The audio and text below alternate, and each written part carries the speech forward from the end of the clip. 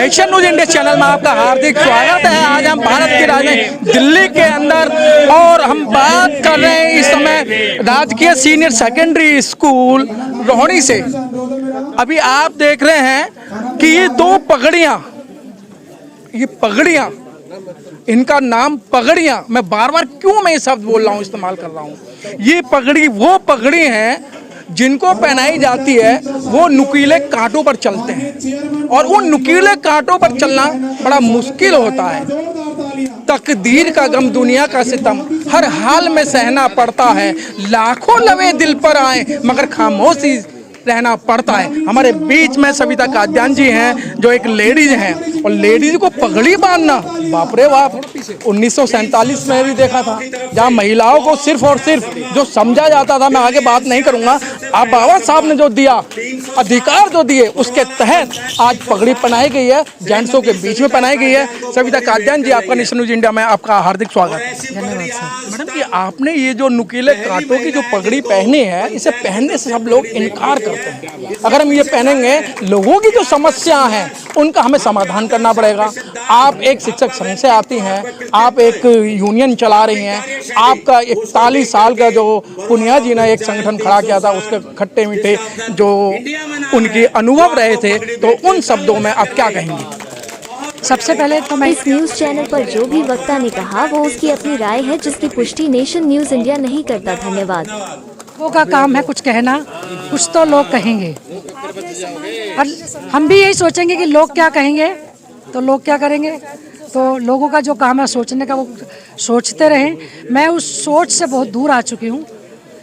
पुनिया जी के मार्गदर्शन में और नेतृत्व में जो मैंने काम किया है, उससे मेरा हौसला इतना बढ़ चुका है कि मैं अब उस चीज़ से डरती नहीं कि लोग क्या कहेंगे, और ना मैं परवाह करती इस चीज़ की। सविता काद्यान जी, क्या आप शिक्षक संघ के साथ साथ में, मुझे लगता है कि आप कहीं लंबी छलांग मारने जा रही हैं, और हो सकता है 2024 का जो चुनाव आ रहा है, आपकी एक फेस बता रहा है कि आप चुनाव भी लड़ना चाह रही हैं। देखो जी, कुछ बातें तो भविष्य के गर्भ में छुपी है, मुझे भी नहीं पता, क्योंकि समय बड़ा आज की लाइफ में बड़ा अनसर्टेन हो गया है। अभी हमें कुछ नहीं पता होता कि अगले पल हमारे साथ क्या होने वाला है। तो भविष्य के गर्भ में क्या छुपा हुआ है उसके बारे में तो मैं नहीं कह सकती। हाँ, अपना कर्म है, मैं करती जा रही हूँ। कहते हैं ना, राजयोग, ये भी राजयोग है, सरकारी नौकरी कर रहे हैं और हम समाज में काम कर रहे हैं। बाकी क्या होगा क्या नहीं होगा ये भविष्य पर निर्भर करता है। क्योंकि अध्यापक हैं, कोई बातें छुपाई जाती हैं। हमारे बीच में पुनिया जी जुड़ चुके हैं, जिन्होंने अथक प्रयास से इस संस्था को यहाँ तक लेके आए। आज 41वां वर्षगांठ है, और 41वीं वर्षगांठ के साथ साथ आज पुनिया जी का जन्मदिन भी है। पुनिया जी, आपने जब संगठन खड़ा किया था तो ऐसा माहौल नहीं था। किसी ने कहा था कि मैं चला था अकेला ही कारवां जुड़ता गया, वो आपके साथ में कंडीशन होगी। तो आप 41 साल के वो खट्टे मीठे बोल हैं, वो किस तरीके से रहे? मेरी उम्र लगभग 27 साल पूरी नहीं हुई थी, और मैंने पहली मीटिंग विकासपुरी का निर्माण हो रहा था, विकासपुरी के एक फ्लैट में मैंने पहली मीटिंग बुलाई थी। उसमें केवल एक टीचर आया था जिसका नाम बलवान सिंह रंगा, गांव बवाल। उसके बाद मैंने मजनुआ टीला विद्यालय में मीटिंग बुलाई, और धीरे धीरे आदमी जुड़ते गए, और इसका पूरा गठन 11 जुलाई 1983 को कर दिया गया। आज 41 साल हो गए। 41 साल से जिस मुकाम पर आज यूनियन खड़ी है, मैं जब 31 जुलाई 2017 को रिटायर हुआ तो मुझे ये था कि यूनियन चलाने वाला कौन मिलेगा। जब यूनियन गठन हुआ, सविता जी 8वीं क्लास में पढ़ती थी। मुझे नहीं पता था कि कोई ऐसी महिला भी तैयार है, लेकिन मेरा इनका कोई परिचय नहीं था। और आज मेरे रिटायरमेंट के बाद जिस मुकाम पर ये लेके जा रही है, मैं तो कुछ समझता था अपने संघर्ष को, लेकिन आज मैं खुद सुप्रीमो, यूनियन का सुप्रीमो, इनके संघर्ष को सलाम करता हूँ। इसका मतलब कुछ तो है। तो इस 41 सालों में जो उतार चढ़ाव आए, करने को तो मैं भी प्रमोशन ले सकता था, एडिशनल डायरेक्टर बन सकता था दिल्ली नगर निगम एजुकेशन में। मैंने प्रमोशन को ठुकरा दिया। राजनीति में मैं दिल्ली में मंत्री भी हो सकता था, मैं बता दूं आपको। मैंने वो राजनीति से दूर रहा, केवल शिक्षक समाज के लिए मैं सोचता रहा। और आज सविता जी ने जिस मुकाम पर यूनियन को पहुंचाया है, मैं प्रसन्न हूँ, दिल से प्रसन्न हूँ। और बरवाला पंचायत 360 ने जो पगड़ी भेंट की है, मैं इस पगड़ी का मान और सम्मान करता हूँ। बहुत अच्छी बात कि बाबा साहब का जो फील्ड है वो सारा खाली पड़ा है। राजनीति से आपका भला नहीं होने वाला, आपको कुछ सुविधा तो मिल सकती हैं, लेकिन बाबा साहब का जो फील्ड है, चाहे एजुकेशन की बात करें, शिक्षा की बात करें, नौकरी की बात करें, उन सब पर ध्यान देते हुए पुनिया जी ने बड़े पैमाने पे इस संगठन को आगे बढ़ाया। और आगे ही नहीं, कहते हैं ना, जैसे बीज बोओगे वैसे आपको काटने पड़ेंगे। जो पुनिया जी ने जो बीज बोए हैं, और बीज वो ऐसे बो दिए कि चाहे वेरीगेटर हो, चाहे अधिकारी हो, अगर संविधान के दायरे में अगर बात करनी है तो वो बात मानी जाएगी। पुनिया जी, आपके टाइम में बहुत सारे आपने वेरीगेटर तोड़े और अधिकारियों को आपके नाम से डर लगता था। क्या वो परंपरा सविता जी कायम रख सकती हैं? मैं पिछली बातों पे जाऊँ उससे पहले मैं कह सकता हूँ कि मेरे से भी 10 नंबर आगे निकल चुकी है। वो जमाना था जब अभी सामने फोटो दिखाया जा रहा था, गले में मेरे माला थी। वो माला 7 मार्च 1987, आज से 37 साल पहले की थी, जब मैं जेल में जा रहा था। दिल्ली में 40 दिन तक ताला लगा स्कूलों में। सबसे पहला जत्था मेरे नेतृत्व में जो है ये गिरफ्तार के लिए पार्लियामेंट की तरफ जा रहा था। एक बार 10/3/2003 को 10,000 टीचर, पूरा 10,000, CID का आंकड़ा है, मेरे साथ जब पार्लियामेंट की तरफ बढ़ रहा था, 8100 टीचर गिरफ्तार हुआ और 1900 बाहर रह गए। इसी तरह से मैं एक बार रिजर्वेशन के मामले लेकर 2700 टीचर मेरे साथ पार्लियामेंट थाने में गिरफ्तार हुए। कहानी बहुत लंबी है। 22 मार्च 1987 को जब मैं आमरण अनशन, फास्ट अनटू डेथ को लेकर के बोट क्लब पर बैठा हुआ था, दिल्ली के टीचर्स की डिमांड को लेके, तो वहां पर उस समय वैजंती माला बाली, जो कि तत्कालीन बहुत बड़ी अदाकारा थी बॉम्बे की, वो मिलने के लिए आई थी। वहां पर अटल बिहारी वाजपेयी जी मिलने आए थे, वहां पर लाल कृष्ण आडवाणी जी मिलने आए थे। तो वो संघर्ष याद करो, जब 40,000 टीचर्स की भीड़ में मैंने पहली बार बोट क्लब पर भाषण दिया था, उसके बाद से लेकर मैंने पीछे मुड़ करके नहीं देखा। और आज तक चाहे वो कोई भी संघर्ष है, अगर हमारे संवैधानिक अधिकारों पर आँच आती है तो रामकिशन पुनिया पीछे नहीं हटता, बल्कि चाहे वो नेता हो, अभिनेता हो, अधिकारी हो, हमने कान पकड़ के उसका हाथ पकड़ के अपने अधिकारों को लिया है और लेते रहेंगे। जिस परंपरा पर मैं चला, मेरे से ज्यादा आज सविता जी चल रही है, मुझे पूरा विश्वास है। बहुत अच्छी बात कि सारी जो भाग दौड़ आपको सौंप दी, पुनिया जी ने एक नेतृत्व कर रहे हैं। मैडम, क्या लगता है कि जिस तरीके से आप टीचरों के बीच में जाती हैं, जो समस्याएं जो आपके सामने आती हैं, तरह तरह की समस्याएं आती है, कभी झुंझलाना भी पड़ता है, कभी अधिकारी भी सुनने से मना कर देते हैं। देखो, जब आप इस फील्ड में निकलते हो तो हर तरह की समस्याएं आती हैं, लेकिन हमें जब कहते हैं ना, नेता वही होता है या यूनियन समर का काम वही कर सकता है जो सहनशील हो और थोड़ा धैर्य रखे। तो मैं इस चीज़ का पूरा ध्यान रखती हूँ कि सामने कोई भी शिक्षक मेरे आता है, अगर उसको कोई भी प्रॉब्लम आती है, तकरीबन लगातार मेरा फ़ोन बजता रहता है।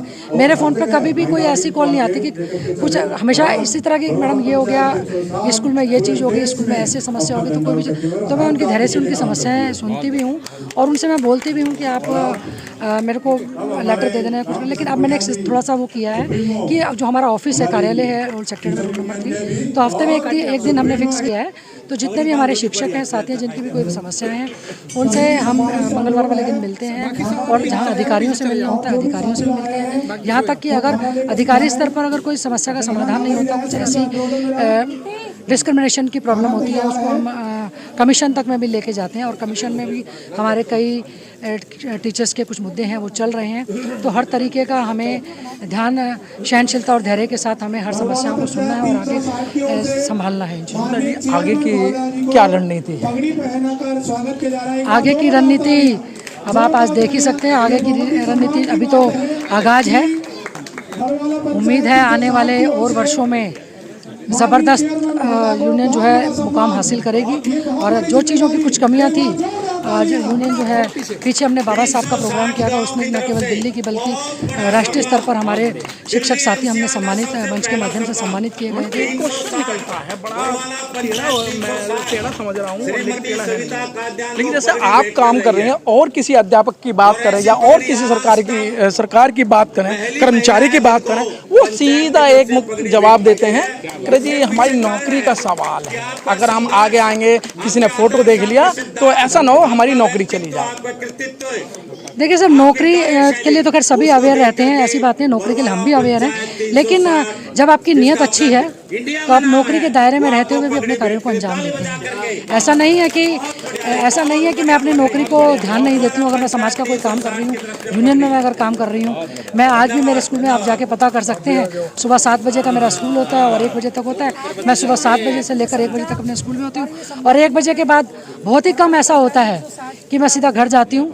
कभी अपने निगम विंग के जो कार्यालय में या फिर होल सेक्टर या कहीं पे भी कुछ भी समस्या होती है उसको हम लेकर हम जाते हैं, तो हम दायरे में रहकर भी अपने काम को कर सकते हैं। एक बाबा साहब ने जो पे बैक टू सोसाइटी हमारे को एक दिया है, अधिकार दिया है, तो महिलाओं को जो एक अधिकार दिया है, तो पे बैक टू सोसाइटी हमारा फ़र्ज़ बनता है कि हम कुछ % अपना समाज को हम दे सकें। तो सबसे बड़ी बात सर मैं कहूँगी कि नियत की है और मन की है। अगर आपका मन है तो आप सभी दायरों में बनकर भी अपने काम को अंजाम दे सकते हैं। बहुत अच्छी बात। नेक नियत अगर आपकी ठीक है तो उसमें कोई बाधा नहीं आएगी। अगर आपकी काम करने की नियत नहीं है, कहते हैं ना कि नाचन न जाने आंगन टेढ़ा, बहुत सारे ऐसे बहाने निकल आते हैं। हमारे बीच में बरवाला पंचायत के अध्यक्ष हैं, युवा हैं। सर, आपने जो ये पगड़ी पहनाई है, आपने महिलाओं को क्यों चुना है? महिलाओं के पास तो बहुत सारी जिम्मेदारियां होती हैं और आपने ऐसी महिला को चुना है जिससे वो कि मतलब एक सरकारी डिपार्टमेंट तो डरता है, क्या आम आदमी को भी डरवाने का काम कराया आपने? जी, मेरा नाम सर कपिल देव कटारिया, बरवाला पंचायत 360 का महासचिव। जब मैं सुप्रीमो रामकिशन पुनिया जी से मिला, उनकी पंचायत हो रही थी, तो मैंने देखा कि वो एक टीचर है। उससे पहले मैं जब ये चौधरियों की पंचायत में गया तो उन्होंने मुझे बोलने तक नहीं दिया गया कि कल का बच्चा क्या बोलेगा। वहाँ बुजुर्ग बड़े बड़े नहीं, आप नहीं बोल सकते, जबकि उनसे ज़्यादा पढ़ा लिखा जो एक 5वीं पास भी नहीं है, वो कहता है कि कल का बच्चा क्या बोलेगा। लेकिन जब मेरी रामकिशन पुनिया जी से बात हुई, उन्होंने अपनी अलग से पंचायत, पुरानी खाप पंचायत के विरुद्ध उनकी जो नीतियां थी, पुरानी खाप पंचायत की नीतियां, कोई काज करवाना, कुछ ऐसे नियम लागू करना जो कि मनुस्मृति के हिसाब से थे, तो इन्होंने उसके विरुद्ध एक पंचायत बनाई कि जो पढ़े लिखे युवा, पढ़े लिखे लोग जो नौकरियों में हैं, वो इस पंचायत से जुड़ें और मैं जो पूरे देश में इसको फैलाऊंगा, जागरूकता बढ़ाऊंगा। तो मैंने उनको जब बोलते सुना, मैंने कहा सर मुझे बोलना है आपकी पंचायत में। आपका तो बहुत स्वागत है। कहाँ एक पंचायत कह रही है कि आप नहीं बोल सकते, और कहाँ कहते हैं आपको तो बहुत स्वागत है, आप तो जो है सर्विस भी कर रहे हो, युवा हो, और आप तो ज़रूर बोलें। जब मैंने उनकी पंचायत में बोला पहली बार, तो उन्होंने इतना मुझे बोला, अच्छा लगा। उन्होंने कहा कि नहीं, आप हमारी पंचायत से जुड़ो। तो एक युवा, मैं भी, मुझे 10 साल हो गए हैं जुड़े हुए। मेन सर मेरा क्वेश्चन, आपने महिलाओं को ही क्यों चुना? महिलाओं को, जी, उसी पे मुझे लगता है कि आपने बाबा साहब को पढ़ा होगा और बाबा साहब ने जितना काम महिलाओं के लिए किया, हिंदू कोड बिल जब लागू कराने जा रहे थे, जब लागू नहीं हुआ तो उन्होंने कहा भाई धरे राखो अपनी धर्मशाला में, इसको लात मार कर जा रहा हूँ, महिलाओं की वजह से। जी हाँ, जब बरवाला पंचायत 360 का मैं जुड़ा, उस समय तक भी महिलाएं उसमें नहीं थी। तो क्योंकि पुरुष समाज, जो कि मनुष्यवादी समाज कह सकते हो, जो इस तरह से जो चौपाल जो होती थी, गांव की चौपालें, जो खाप पंचायत अपनी चौपाल बनाती थी, उसमें महिलाओं को चढ़ने तक नहीं दिया जाता था। लेकिन रामकिशन पुनिया सर ने कहा हम महिलाओं को भी अधिकार देंगे, वो पंचायत में आएंगी, बोलेंगी, अपने विचार रखेंगी। जब शिक्षित महिला जब आगे बढ़कर के इस पंचायत के विचार सुनेंगी और उसको विचारधारा को आगे फैलाएंगी, तो एक महिला ही अपने बच्चों को बता सकती है कि हाँ, ये हमारे अधिकार है और इस पे हमें ऐसे काम करना है। क्योंकि जब दोनों महिला पुरुष दोनों मिलकर के आगे बढ़ेंगे तो समाज का विकास होगा। इसलिए रामकिशन पुनिया जी ने महिलाओं को विंग में शामिल किया और हमारी सविता कादन पवार जी को आज नहीं, आज से 11 साल पहले इनको जो है अपने जो महिला विंग का वो अध्यक्ष बना दिया था और उनसे जुड़ते हुआ था। लेकिन पगड़ी का सिस्टम पहली बार आज हमने इनको पहनाया। बहुत अच्छी बात कि पगड़ी जो पहनाई है बहुत अच्छे ढंग से पहनाई है और आप देख रहे हैं कि पगड़ी गदगद होना और जो विश्वास रखते हैं काम करने में वो भरपूर तरीके से काम कर सकते हैं और बाबा साहब की जो आइडियोलॉजी थी, बाबा साहब की आइडियोलॉजी को मानती हैं सविता कादयान जी। कैमरामैन मीनाक्षी के साथ मनोज पिप्पल, रोहिणी, दिल्ली से।